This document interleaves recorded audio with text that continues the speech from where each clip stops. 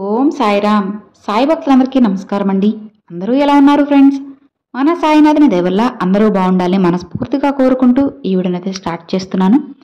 ఇక ఈ రోజు వీడియోలో బాబాగారు ఎలాంటి సందేశాన్ని తీసుకువచ్చారంటే, తల్లి, నిర్లక్ష్యంతో నెట్టి పారేయకు, నీకోసం నువ్వు ఊహించని శుభవార్తను తెచ్చాను. ఇది విను తల్లి, నీకే అర్థమవుతుంది అని బాబాగారితో చెప్తున్నారు. మరి బాబాగారు మనకేం చెప్పబోతున్నారో ఆ సాయినాథుని మాటల్లోనే విందామా? తల్లి, ఇప్పుడే ఈ క్షణమే నీ బాబా చెప్పేది విను.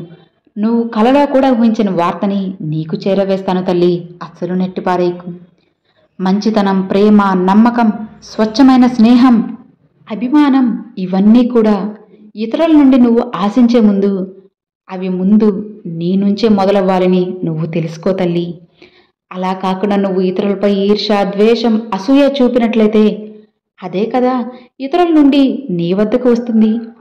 కాబట్టి ఎప్పుడూ కూడా ఇతరులపై ఈర్ష్య, ద్వేషం, అసూయ అస్సలు వద్దమ్మా.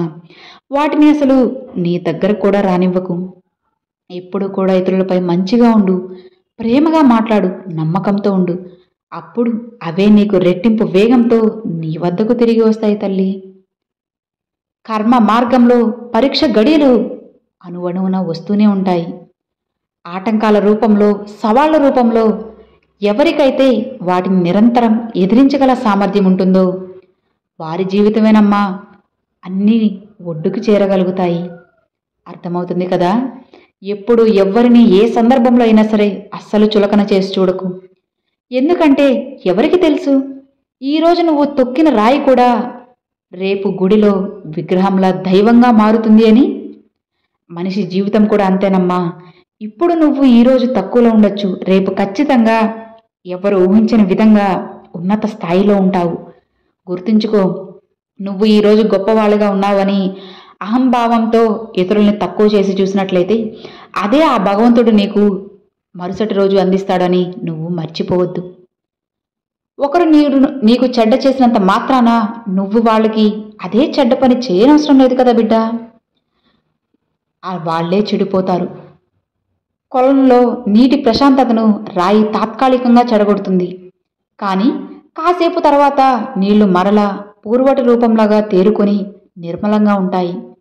కానీ నీటిలో వేసిన రాయి మాత్రం ఎప్పటికీ బయటికి రాకుండా నీటి అడుగునే ఉండిపోతుందమ్మా. గుర్తుంచుకో, ఎవరో నిన్ను తక్కువ చేశారని నీ విలువ తగ్గిపోతుందా? నీ విజయం అనేది ఆగిపోతుందా? లేదు కదా. ఎవరు ఎన్ని చేసినా సరే నా బాబా నాకు తోడు ఉన్నారు అని నమ్మి ముందుకు అడుగు వెయ్యి. ఖచ్చితంగా నీ జీవితం మంచిగా ఉంటుంది, చాలా సంతోషంగా ఉంటుంది. నువ్వు నీ లక్ష్యానికి వెళ్ళే దారిలో, అంటే నీ గమ్యం చేరే దారిలో ఈర్ష్యపడే కళ్ళు ఎన్నో ఉంటాయి, ఎత్తి చూపే వేళ్ళు కూడా ఉంటాయి, చెడుగా మాట్లాడే నోళ్ళు కూడా ఉంటాయి. అలాంటి వాళ్ళకి బెదిరిపోయావో నీ లక్ష్యాన్ని నువ్వు చేరుకోగలవా? నీ గమ్యానికి నువ్వు రాగలవా చెప్పు? అలాంటివేమీ పట్టించుకోకు, ధైర్యంగా సాగిపో. పరిస్థితులు ఎప్పుడూ స్థిరం కాదమ్మా. కష్టం అనేది ఎప్పుడూ కూడా వృధా కాదని తెలుసుకో. ఇప్పుడు నీ పరిస్థితులు కష్టంగా ఉండవచ్చు, కానీ తప్పకుండా తర్వాత మారుతాయి. ఆ కష్టాలు నీ ఇష్టాలుగా మారుతాయి అని నువ్వు గుర్తుంచుకోవాలి. ఇప్పుడు పడ్డ నువ్వు కష్టం అస్సలు వృధా కాదు. ఏదో ఒక రోజు ఆ కష్టానికి వడ్డీతో సహా నువ్వు విజయాన్ని అందుకుంటావు. అది కూడా నువ్వు కోరుకున్న మంచి జీవితం రూపంలో. ఎప్పుడైనా సరే ఒక్కటి గుర్తుంచుకోమ్మా, సంతోషంలో అందరూ నీకు తోడుగా ఉంటారు. అది ఎవరైనా సరే, పరాయి వాళ్ళు కానీ, నీ వాళ్ళు కానీ, కుటుంబ సభ్యులు కానీ, ప్రతి ఒక్కరు కూడా నువ్వు సంతోషంగా ఉంటే నీకు తోడుగా ఉంటారు. అది నువ్వు దుఃఖంలో ఉన్నా, లేదా అనారోగ్యంతో బాధపడుతూ ఉన్నా, పూర్తిగా అప్పుల పాలైపోయినా సరే ఆ భగవంతుడు మాత్రమే నీకు తోడుగా ఉంటారు. సంతోషంలో ఉన్నప్పుడు ఎవరైతే నీకు తోడుగా నేనున్నాను అన్న భరోసాని ఇచ్చారో వాళ్ళు ఇలాంటి సమయంలో, నువ్వు దుఃఖంగా ఉన్న సమయంలో నీ నుంచి దూరంగా వెళ్ళిపోతారు అని నువ్వు గుర్తుంచుకోవాలి. కాబట్టి ఎవరు ఎలాంటి వాళ్ళో ముందు తెలుసుకో. డబ్బు కోసం ఎవరు నీతో పాటు ఉంటున్నారో, లేదా నీ ప్రేమ కోసం, స్వచ్ఛమైన స్నేహం కోసం ఎవరైతే నీతో ఉంటున్నారో వాళ్ళని ఒక్కసారి గుర్తించు. నీకే తెలుస్తుంది ఎవరిని నమ్మాలో, ఎవరిని నమ్మకూడదో అని. అప్పుడు నీకే అర్థమవుతుంది బిడ్డ. ఈ ప్రపంచంలో నమ్మకం, ప్రాణం రెండూ సమానమేనమ్మా. ఎలానో తెలుసా? ఒక్కసారి పోతే రెండూ మళ్ళీ తిరిగి రావు. నమ్మకమైనా సరే, ప్రాణమైనా సరే.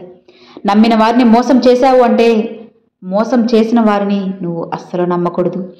ఒక్కసారి నువ్వు వాళ్ళని మోసం చేసి నీ నమ్మకాన్ని నువ్వు కోల్పోయావు అంటే తిరిగి మళ్ళా వాళ్ళు నీతో మాట్లాడినా సరే కోల్పోయిన నమ్మకాన్ని తిరిగి నువ్వు సంపాదించుకోలేవు. గుర్తుంచుకో. ప్రాణం కూడా అంతే కదా, ఒక్కసారి కోల్పోతే మళ్ళీ తిరిగి తీసుకురాగలమా? అందుకే బిడ్డ, ఎప్పుడు కూడా నీ నమ్మకాన్ని నువ్వు కోల్పోవద్దు. అది ఎవరి దగ్గరైనా సరే, ఇతరులు నీతో ఎలా ప్రవర్తించినా సరే నువ్వు మాత్రం మంచిగానే ఉండు, మంచిగానే మాట్లాడు. అప్పుడు నీ విలువ అనేది 10 మందిలో పెరుగుతుంది. అందరికీ నీపై నమ్మకం కలుగుతుంది.